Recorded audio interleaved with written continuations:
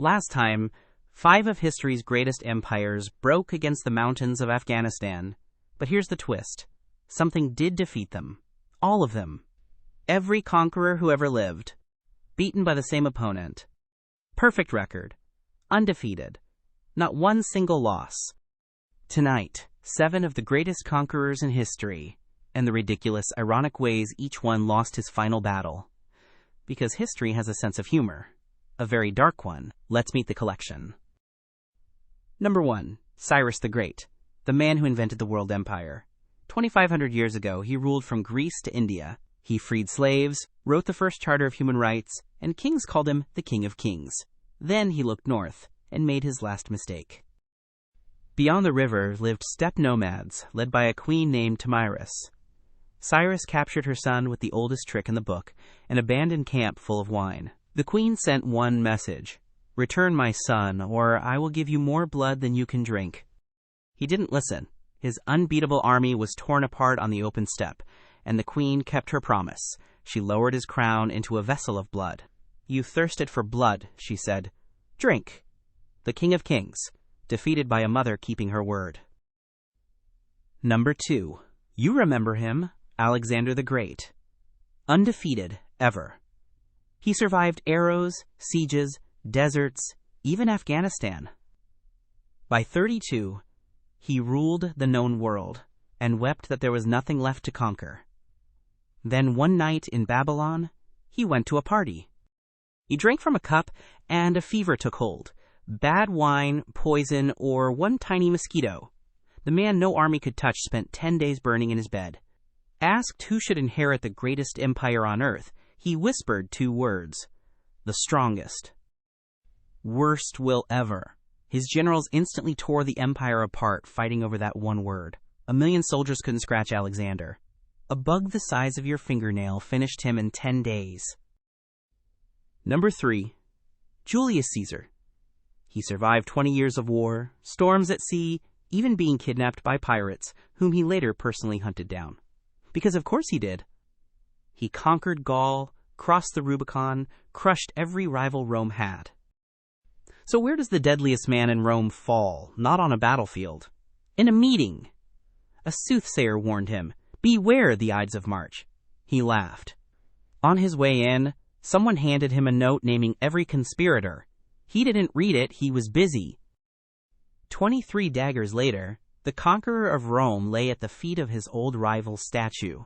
The last face he saw was Brutus, a man he loved like a son. Armies couldn't kill Caesar. His friends, handshakes did. Number 4. Attila the Hun, the scourge of God. His name alone emptied cities. Rome paid him mountains of gold just to go somewhere else. For 20 years, no army on earth could stop him. Remember that. No army. In the year 453, at the height of his power, Attila did the most dangerous thing of his career. He got married. Again. He feasted hard, drank harder, and retired to his chamber as snow fell outside. In the morning, his guards broke down the door. Attila was gone. The cause? A nosebleed. I'm not joking. The most feared man on the planet. Defeated in his sleep. By his own nose. Rome couldn't do it. His nose could. Number 5. Genghis Khan. He conquered more land than Rome. Alexander and Napoleon combined. Less a man, more a natural disaster that learned to ride. So his death must have been epic, right? No. It was quiet. Most likely, the greatest conqueror in history simply fell off his horse. On campaign at 65. An injury that slowly killed the most powerful human alive. His final order was extremely Genghis. Tell no one. His men took it seriously. Everyone who saw the funeral was silenced. They buried him unmarked, rode 1,000 horses over the grave, and redirected a river across it. 800 years later, with satellites and drones, we still can't find him. The man who erased cities erased himself. Number 6. Timur. Tamerlane. He rebuilt the Mongol Empire and made kings on 3 continents write him very polite letters. 40 years of war, 0 defeats. Then, at 68, he marched on China.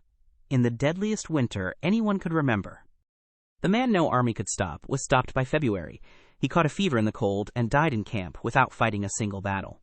But don't worry, Timur has one more chapter, the creepiest one in this video. They buried him under a slab of jade carved with a warning: "Whoever opens my tomb shall unleash an invader more terrible than I." June 19th, 1941. Soviet archaeologists, who did not believe in curses, opened it. 2 days later, Hitler launched the largest invasion in history against the Soviet Union. 2 days. In late 1942, they reburied Timur with full honors, and soon after, the tide turned at Stalingrad. Coincidence? Almost certainly. Has anyone touched that tomb since? Absolutely not. And number 7, Napoleon. A short artillery officer who crowned himself emperor literally took the crown from the Pope's hands and beat nearly every power in Europe at once. After Waterloo, the British had a problem. What do you do with a man who already escaped one exile? They didn't execute him. They did something crueler. St. Helena, a rock in the Atlantic, 5,000 miles of ocean in every direction. The conqueror of Europe spent his final years arguing with the governor about dinner invitations. He died in a damp room at 51. And the strangest suspect in his death? The wallpaper. Green paint back then was made with arsenic, and modern tests on his wallpaper found it. The man who beat empires possibly finished off by interior decorating. So the scoreboard. Cyrus, a grieving mother. Alexander, a cup of wine. Caesar, his best friends. Attila, his own nose. Genghis, his own horse. Timur, the winter. Napoleon, the wallpaper. Not one fell to a greater conqueror, because there is no greater conqueror. The only undefeated force in history isn't an army. It's time. It never marches, never fights, never hurries. It just waits. Statues crumble, borders fade. Even the mountains that broke 5 empires are slowly turning to sand. Every crown ends up on the same shelf. So next time someone tells you about an unstoppable leader or an unbreakable empire, remember the nosebleed, remember the wallpaper, and notice, one pedestal on that shelf is still empty. If you want to know what history has planned for it, subscribe. Time is undefeated, but we've still got a little of it left.